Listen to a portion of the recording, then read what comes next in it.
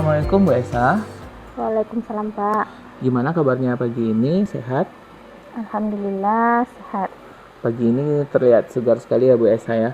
Kebetulan saya ditugaskan oleh kepala sekolah untuk mengobservasi Bu Esa nantinya Iya. ketika ngajar di dalam kelas. Oke, dalam observasi ini nantinya Bu Esa akan saya coba untuk tanya-tanya dulu apa kesiapan Bu Esa dalam menghadapi observasi akademik ini. Bu Esa ngajar di kelas berapa aja sih sekarang Bu Esa? Oke. Untuk semester ini Pak, saya mengajar di kelas 10 DKV, 11 DKV sama kelas 12 DKV Pak. Wah, Bu Iya. Esa ngajar di 3 tingkat ya? Iya berarti benar ya? Pak, tapi untuk semester 1 ini Pak, kelas 12 sekarang lagi mengadakan PKL. Jadi saya mengajarnya di kelas 10 dan 11 Pak. Oh, di kelas 10 dan kelas 11 DKV. Iya, Nah, kira-kira dari 2 tingkat ini Bu Esa siapnya saya observasi di kelas berapa? Menurut saya di kelas 10 DKV aja Pak. 10 DKV Iya, ya? Pak. Nah, bisa Bu Esa terangkan kepada saya apa aja tujuan pembelajaran Bu Esa nanti? Tujuan pembelajaran saya ketika menjadi kelas DKV itu yang pertama menjelaskan apa itu teknopreneur. Yang Teknopreneur. pertama, iya. Yang kedua, menjelaskan apa saja profesi atau pekerjaan yang ada di bidang DKV itu, Pak. Terus yang ketiga, menjelaskan kewirausahaan di bidang ekonomi kreatif. Dan yang terakhir, menganalisis peluang pasar dan usaha, Pak. Peluang pasar dan usaha ya. Nah, kira-kira yang udah Ibu Esa siapkan di tujuan pembelajaran yang 4 tadi, di tujuan pembelajaran apa yang Bu Esa siapkan untuk saya observasi? Mungkin ketika Bapak melakukan observasi nanti, mungkin waktu itu tujuan pembelajaran yang saya lakukan menjelaskan pekerjaan atau profesi yang ada di bidang desain komunikasi visual.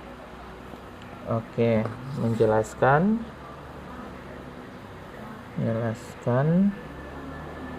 profesi atau pekerjaan yang ada di bidang DKV itu, Pak.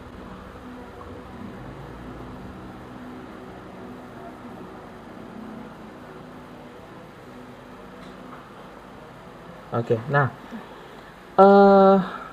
gini Bu Esa, Bu Esa tadi mengatakan bahwa Bu Esa siap di kelas 10 nih. Iya Pak, benar Pak. Kita kan tahu nih kelas 10-nya baru menyelesaikan pendidikan di SMP ya. Iya benar. Nah, kira-kira dari Bu Esa udah masuk di kelas saat ini, motivasi belajar siswa terhadap DKV ini di angka berapa sih Bu kalau kita buat rank 1 sampai 10?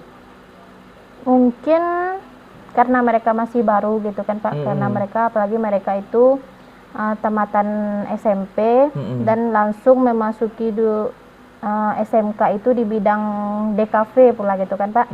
Menurut saya sih, karena kemarin saya udah masuknya udah 1 kali pertemuan, menurut saya itu masih di angka 3 atau 4 lah gitu 3 Pak. atau 4 Iya Pak. Masih main-main ya gitu ya Bu ya? Atau malu-malu? Iya kayaknya begitu Pak, soalnya kan saya tanya-tanya gitu kan, udah pandai komputer atau gimana, masih apa gitu Pak, masih jarang lah mereka menggunakan komputer gitu Pak. Oh iya.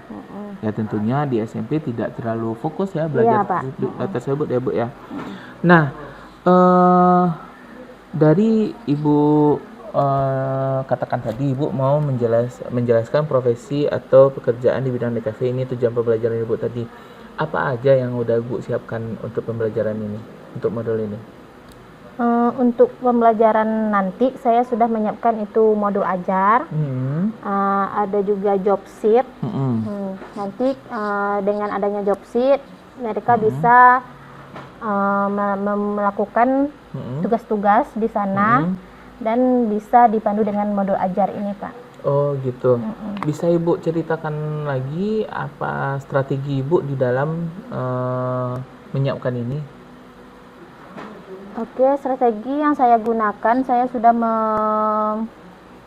menyiapkan beberapa konten-konten, terus juga video dan bahan ajar, modul ajar nanti untuk saya berikan kepada siswa-siswa saya. Dengan begitu mereka bisa mempelajari dan memahami apa yang semestinya mereka kerjakan. Nanti setelah itu mereka akan duduk berkelompok, terus mereka mencari yang tadi Pak, mencari profesi apa aja profesi apa aja yang mereka ketahui di bidang DKV, mereka lakukan secara berkelompok. Setelah itu mereka presentasikan ke depan kelas, di depan teman-temannya Pak. Oke, berarti Ibu kasih kontennya dulu. Iya Pak. Kontennya ada banyak tadi ya, saya tangkap ya, ada konten buku bacaan ya, tadi yang modul ajar, terus video. Wah, berarti Ibu udah menerapkan diferensiasi konten ya Bu ya? Iya Pak. Terus Ibu katakan tadi ada kerjaan kelompok, proses ya Bu ya, yang diferensiasi. Terus Ibu nanti produknya beda-beda juga ya dalam bentuk presentasi ya? Nah, Ibu udah bagus Ibu ya, Ibu udah menerapkan pembelajaran diferensiasi di sini. Nah, berarti Ibu inginnya siswa ini mengerti ya tentang apa aja profesi-profesi yang ada di bidang DKV tersebut ya Bu ya. Iya Pak. Nah, kira-kira selain Ibu punya ide terhadap pembelajaran di kelas seperti ini, ada ide lain nggak sih Bu untuk mengenalkan profesi ini secara nyata?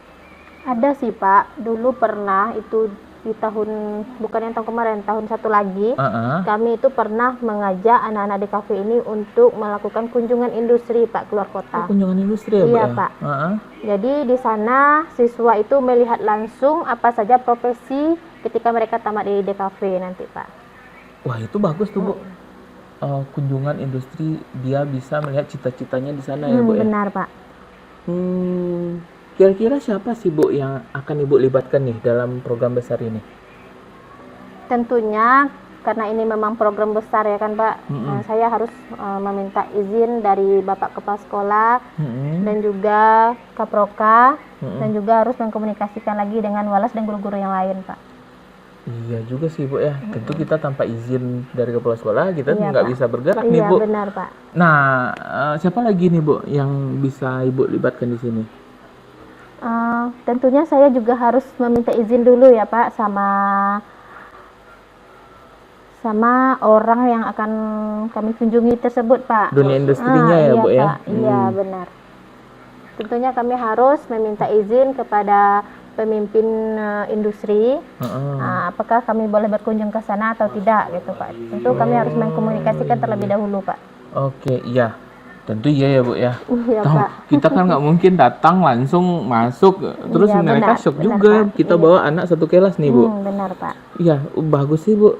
Ada lagi ide lain nih Bu untuk mengenalkan profil ini? Ada, dulu juga pernah ada Pak, kami mendatangkan guru tamu Pak. Kami mendatangkan guru tamu secara langsung.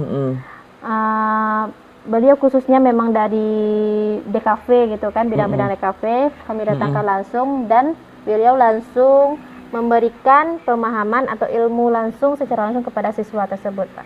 Nah, ini udah banyak nih Bu ide Ibu nih. Mulai dari pembelajaran yang Ibu diferensiasi tadi, terus Ibu siapkan juga rencana besar untuk kunjungan industri dan mendatangkan guru tamu. Semoga ini terwujud ya Bu ya. Amin. Nah, dukungan apa lagi nih Bu yang Ibu harapkan nih dari kegiatan ini bisa terwujud? Tentunya dengan pengen terwujudnya semua impian ini, saya harus mengkomunikasikan dengan kepala sekolah, pimpinan dan keproka tadi Pak. Iya, tentu izin orang tua juga ya Bu ya. Ya izin orang tua juga. Oke. Nah, dari banyak kegiatan yang akan Ibu Ibu kerjakan tadi, tentu semuanya ada waktunya ya Bu ya. Iya Pak. Yang bisa saya observasi tentu yang pertama tadi ya Bu ya, yang bagian Iya, Pak. kegiatan Ibu di kelas. Iya benar Pak. Terus apa aja nih tantangan yang akan Ibu hadapi rasanya untuk mewujudkan mengenalkan DKV tersebut ke peserta didik Ibu? Apa aja tantangan-tantangan yang akan Ibu hadapi rasanya? kemungkinan tantangan yang akan saya hadapi nanti mungkin di siswanya Pak, karena iya Pak, karena saya lihat di siswanya di sini masih agak kurang aktif gitu kan Pak, masih malu-malu, masih mungkin karena belum terbiasa juga gitu ya Pak. Jadi mungkin di situ Pak. Di siswanya ya Bu, Iya, yang malu-malu gitu. Nah, apakah ada nanti pembiayaan dalam kegiatan ini Bu? Pembiayaan ada. Ada ya. Berarti Ibu juga harus komunikasi dong dengan bendahara nantinya. Iya Pak. Terhadap kegiatan ini. Nah, dari dukungan dari tantangan-tantangan tadi, apakah bisa Ibu rasanya bersama teman-teman nantinya ya? Apakah bisa nanti Ibu hadapi tantangan tersebut? Insya Allah bisa Pak. Bisa ya? Bisa. Saya harap juga Ibu bisa, Ibu tangguh dalam mengenalkan ini. Nah, Ibu udah jelasin tadi tujuan pembelajarannya apa, strategi Ibu, ada beberapa tadi strategi Ibu untuk mengenalkan dan menumbuhkan rasa minat siswa terhadap jurusan yang Ibu kelola gitu kan. Nah, dari rencana besar Ibu ini kan, Ibu akan melaksanakan pembelajaran berdiferensiasi di kelas gitu ya. Kira-kira kapan nih bisa Ibu wujudkan? Atau saya bisa melihat Ibu di dalam kelasnya gitu? Oh ya, mungkin Bapak bisa observasi nanti ke kelas saya, mungkin itu sekitaran 2 minggu lagi lah Pak. 2 minggu lagi, Iya, berarti di minggu kedua Agustus ya Bu ya? Boleh Pak. Iya, berarti di tanggal 7 atau tanggal 8 ya Bu ya? Iya Pak. Apakah Ibu ada mengajar di kelas 10 di saat itu? Ada Pak. Ada ya? Iya. Oke, 8 Agustus sama Bu Esa ya. Nah, gini Bu, kita kan udah diskusi nih mengenai strategi dan segala macamnya. Kalau menurut Ibu, rencana Ibu ini berjalan dengan lancar nih semuanya. Iya. Motivasi belajar siswa meningkat nggak kira-kira menurut Ibu?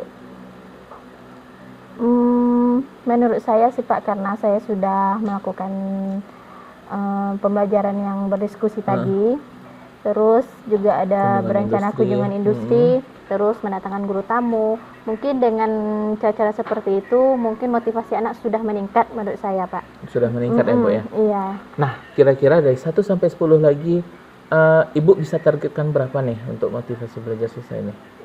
Mudah-mudahan di angka 7 dan 8 lah Pak. 7 dan 8 ya Bu ya. Wah, saya harap nih angka besar nih Bu. Amin. Untuk bisa, tentu ya kita sesuai dengan siswa tersebut, dia mengenali jurusannya, dia mengenal terhadap jurusannya dan mengenal cita-citanya ke depannya ya Bu ya. Iya benar. Dan kita udah tetapkan tadi 8 Agustus kita bertemu lagi di kelas. Habis itu nanti kita lakukan tindak lanjut Bu setelah itu.